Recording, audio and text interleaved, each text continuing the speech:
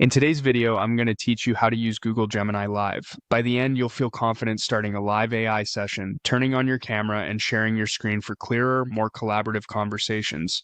First, open your browser and head to aistudio.google.com/live. Typing the address directly into the address bar is the fastest route, and it takes you straight to Gemini Live. If you prefer, you can search for the URL in Google and click through from the results.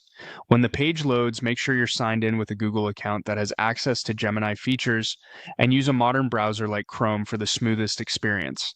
On the Gemini Live page, click Talk. This starts an interactive session where you can speak naturally and get real-time responses.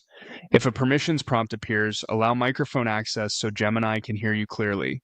A quiet space and a headset or dedicated mic will help reduce echo and background noise. As you speak, keep your requests clear and specific. Think, summarize these points for a meeting, or walk me through the next steps, so the AI can give you focused, useful answers. Next, click Webcam to enable your video. This lets Gemini and any participants see you, which can make collaboration feel more natural. If your browser asks for camera access, approve it. Position your camera at eye level, face a light source, and tidy up your background for a professional look. If your device has multiple cameras, pick the correct one in your browser's device settings. Good lighting and framing go a long way toward making your video clear and engaging. When you're ready to present content, click Share Screen. You'll be prompted to choose exactly what to share: your entire screen, a specific window, or a single browser tab.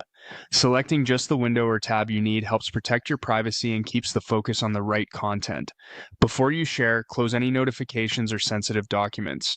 If you're demonstrating something in a browser, sharing a single tab can improve clarity.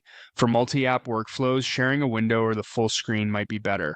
If available, enable tab audio when you need to share sound from a video or demo.